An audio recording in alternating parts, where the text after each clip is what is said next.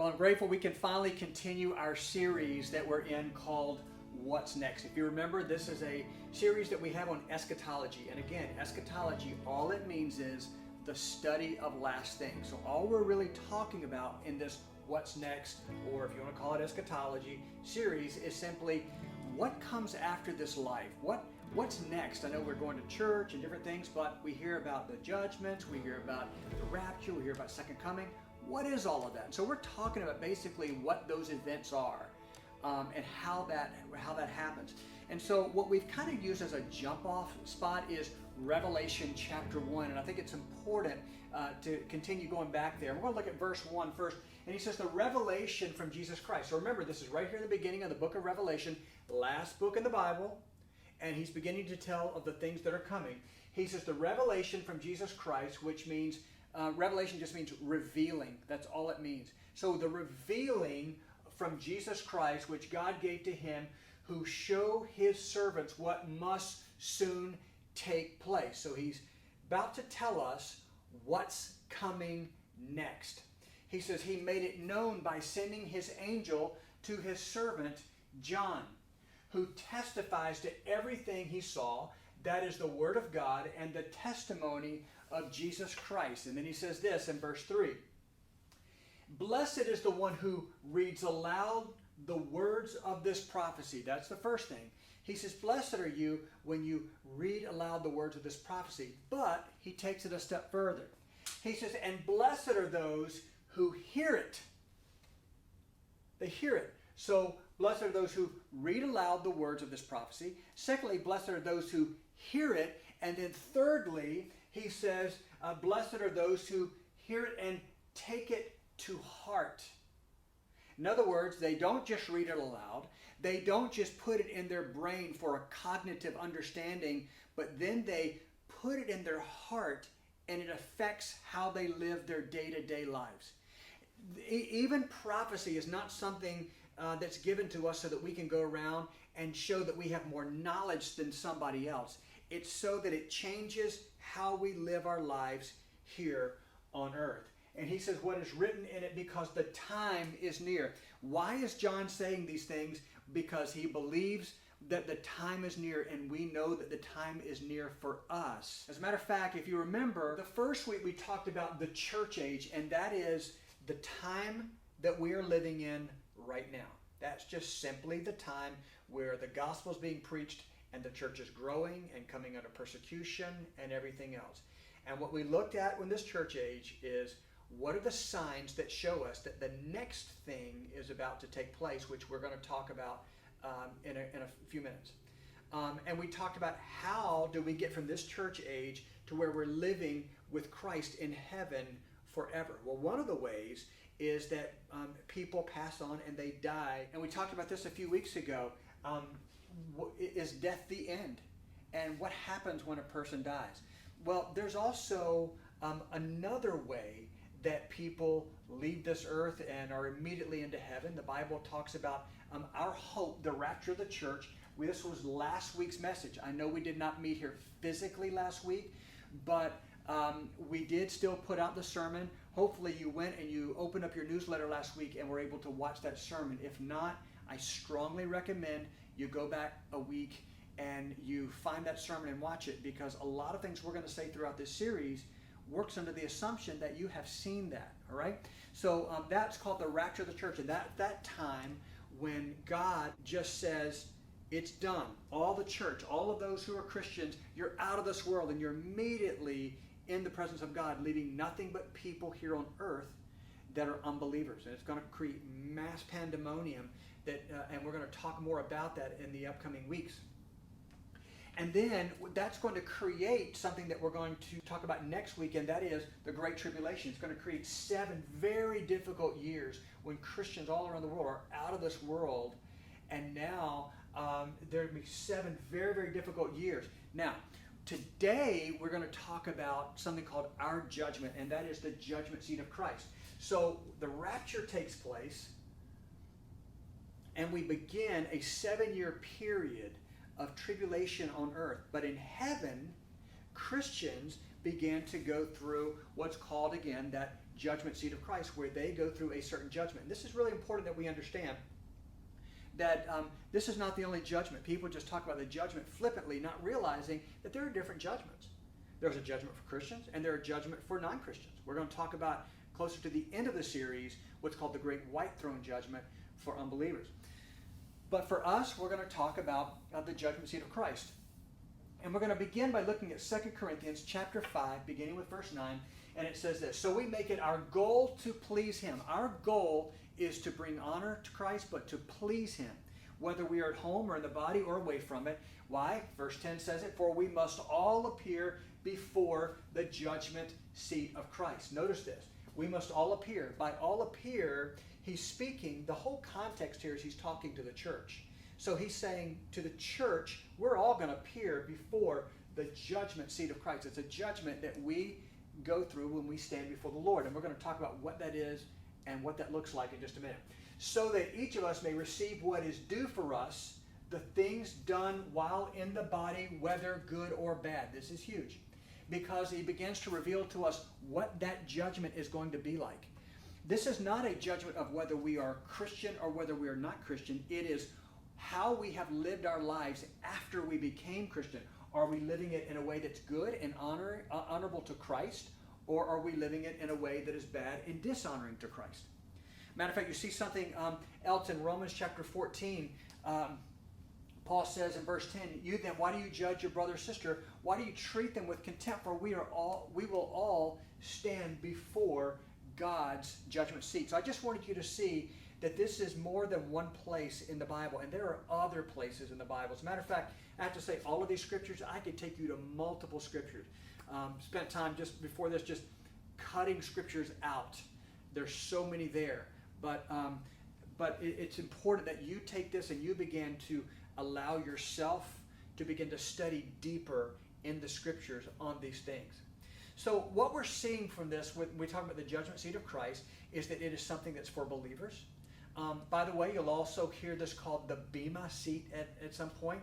That was just a Greek term, and what it really was is it was a public rewarding, a public rewarding of something. In other words, matter of fact, in large Olympic arenas, it was used. They would put a judge, and he would be up on a high seat. It was called the Bema seat. He would look down on the field of play, and he would begin to see how people, whether they were successful or victorious or not in the contest.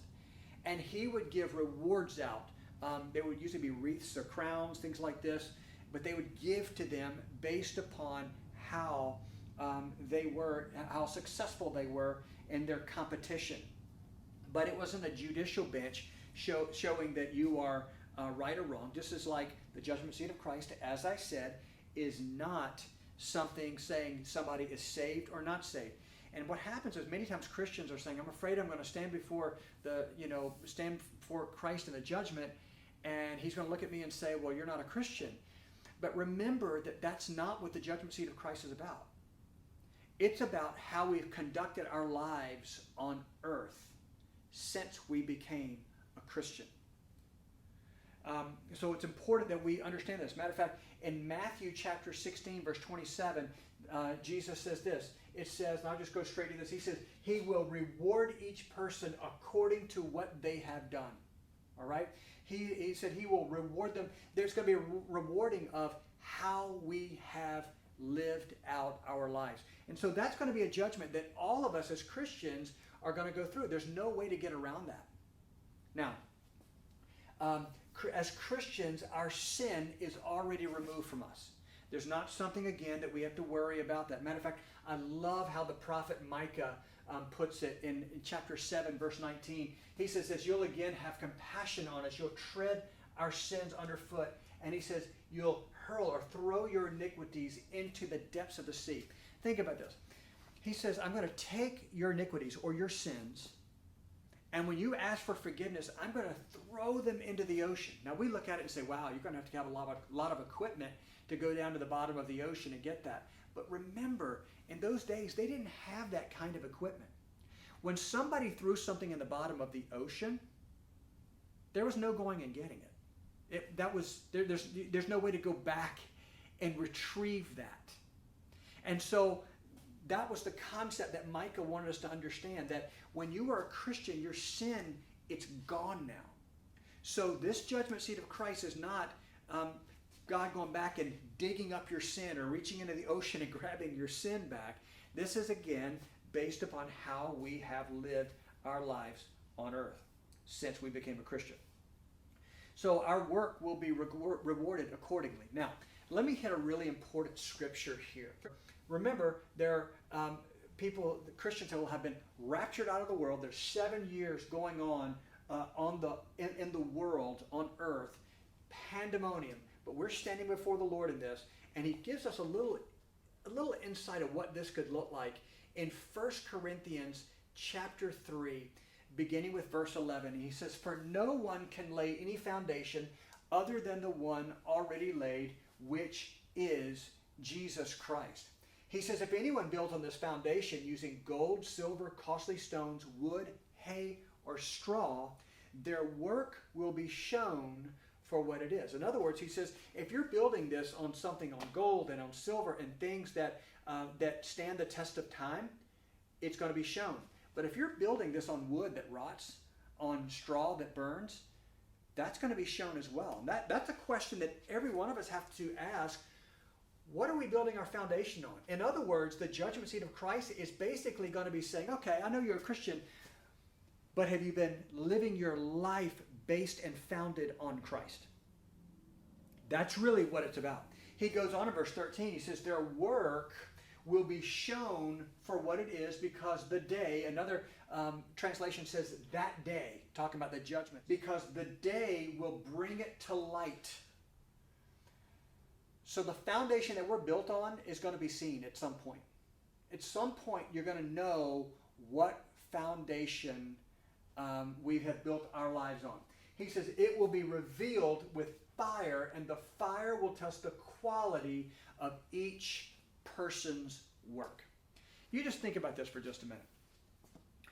When we have a bonfire, think about what happens. You know, you get maybe a coat hanger, or maybe you're a little more safe with it. You go out and you get one of the marshmallow roasters, right? You know, so you can't poke somebody in the eye or whatever. And you get that. You put the marshmallows on it, and you put it in the fire, and your metal rod catches on fire, right? No, of course it doesn't. Matter of fact, can you imagine if you stuck that rod in the fire, rod catches on fire, and marshmallow doesn't burn up, right?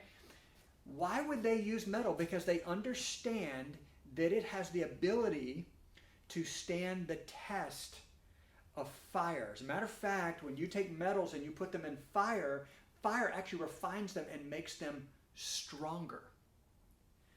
The marshmallow is going to burn. The metal or the steel is going to remain strong in the fire. And he says that everything is going to be revealed with fire, and the fire is going to test the quality. It's going to test the quality of each person's work, or their life, or their actions here on earth.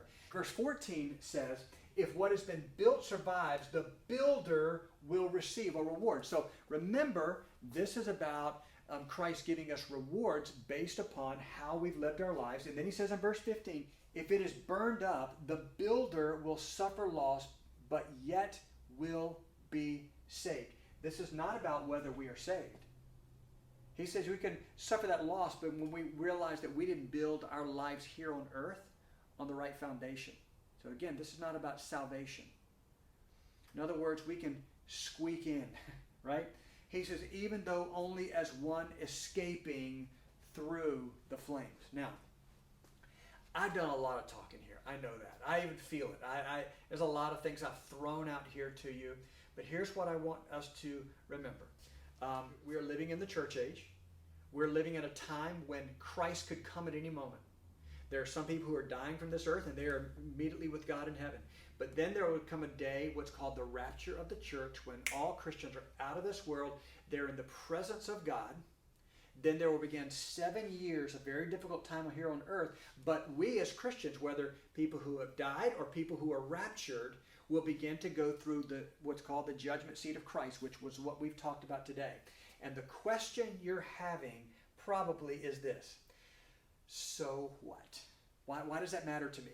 Why does that matter? We're not there yet, so why does that matter to me? And I think it's really important that we do ask that question, because it should change how we live our lives right now. So what? Well, the first thing is this. Remember that we will all be judged on each thought and action, good or bad. What this means is, if God is judging our thoughts and our motives and our intentions, that means we can do what looks good on the outside with the wrong motives. I'm going to pick on our worship team, and they know I love them, and I can use them because they know that I trust them and know that their motives are right. But they can come and they can sing through a microphone, and they can play an instrument or whatever that may be. They can play the instruments so that they look good and very spiritual to everybody. Everybody comes and says, wow, you must be so spiritual because you play so well or you sing so well. In reality, God would know in their heart if their hearts are, all they're trying to do is get compliments, or all they're trying to do is get ahead, or all they're trying to do is get discovered by somebody. God says He will judge that. By the same token, somebody can come in and sing and they can really mess it up.